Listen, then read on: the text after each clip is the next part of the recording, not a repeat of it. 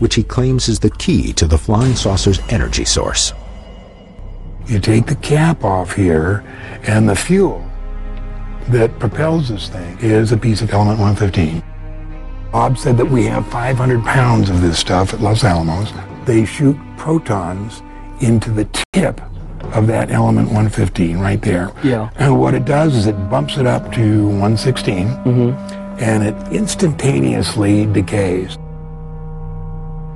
The number 115 represents how many protons are in the element's atomic nucleus. Lazar claims bombarding element 115 with additional protons raises the number to 116. But the new creation is unstable and quickly breaks apart, releasing enormous amounts of energy.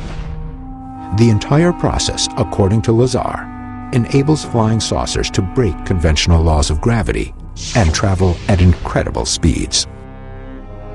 Here is our saucer, here is space. What they can do is pull space towards them and wrap it around the craft. That's what enables them to travel through space at, hundreds of light years. While most scientists dispute Lazar's claims about the physics of element 115, John Lear and Bob Lazar contend that it's only beginning to be understood. For anybody who thinks that flying saucers are a myth, a delusion, a hoax, John confirmed everything. John was deeper inside than anybody has ever been, except for Bob Lazar. The activities inside Area 51 may be out of view, but at the perimeter, the operation is all too public. Pat and Susan are now at the northeast corner of the restricted area. When they notice, they are not alone. There you go, right there. Camo dudes on that hill.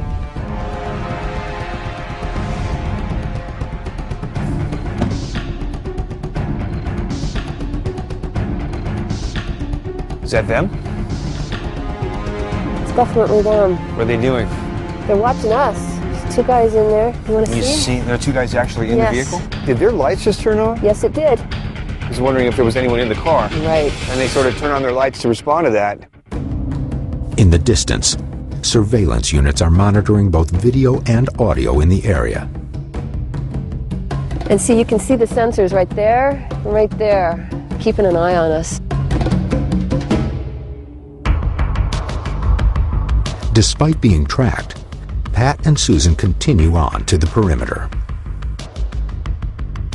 You can see there's a new sign they've put over the old one. The old signs had, "Violators will be shot," which Really? was a little intense. Wow. And so now they've got these signs. Well, what's this one say? Warning, U.S. Air Force installation. It is unlawful to enter this area without permission of the installation commander. All personnel and the property under their control are subject to search. Wow.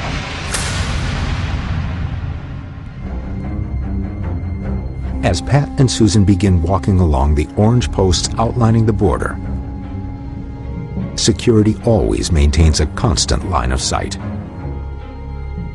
Well, they've repositioned themselves so they can see better exactly what we're doing. They want to see where we're going to go and what exactly we're going to do.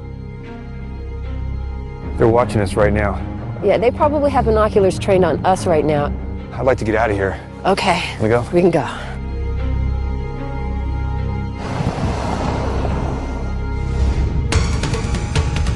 After seeing the tight security up close, Pat tackles a new vantage point.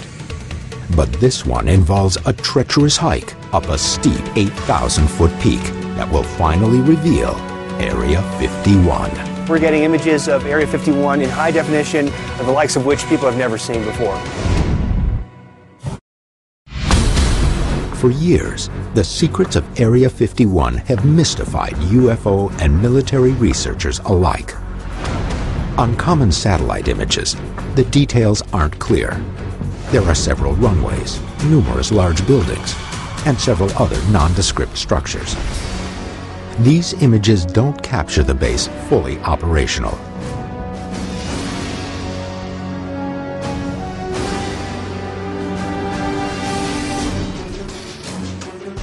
22 miles off-road from the nearest town, Pat is meeting with experienced Area 51 guide Glenn Campbell, and the two will hike up to a vantage point named Tickaboo Peak. From the top, they'll be able to see the base with their own eyes. We're about to set up our day camp because we're here a little early. The sun is still out, and we want to do this hike at night. We want to be there at sunrise. That's the prime time to see Area 51 in the morning when the sun is coming up. While Pat and Glenn Campbell set up a base camp for the night, 20 miles away, Dr. Ted Ackworth is surveying the skies over Groom Lake.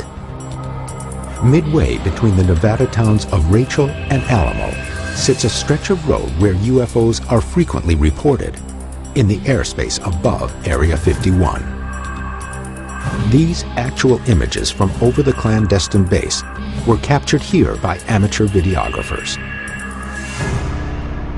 To put this to the test, we've actually contracted with a surveillance company out of Las Vegas, Southwest Surveillance. They're bringing in 3 high-resolution video cameras, which we will orient towards Area 51 and see if we capture anything on tape. The 3 cameras are set up 100 feet apart and will continuously record a panoramic portion of the skies above Area 51 for the next 3 days. If there's any strange aerial activity over the base, day or night, these cameras will capture it.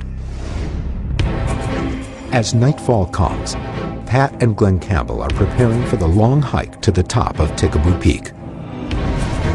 Tickaboo Peak is 26 miles away from Area 51 and is the only current location to legally view the base. We had to come across 22 miles of dirt road to get here. We have to hike this very difficult hike up to the top of the peak, so it's not something that people are going to do every day.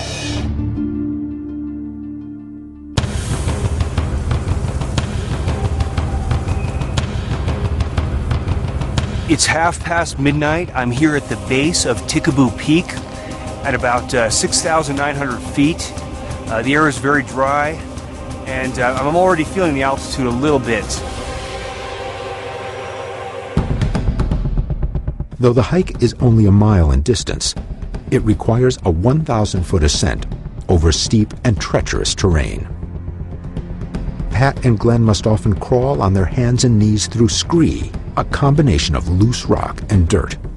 We've been hiking for a while now. The incline is steep at a certain point, so this is not easy. For those who are attempting this, you have to be an experienced climber. This is not for beginners. You could easily fall to your death here.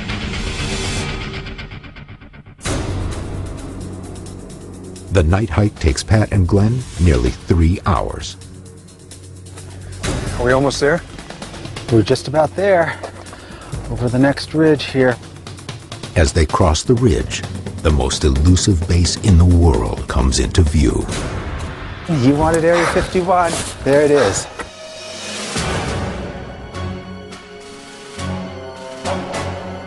Oh my gosh. It's huge.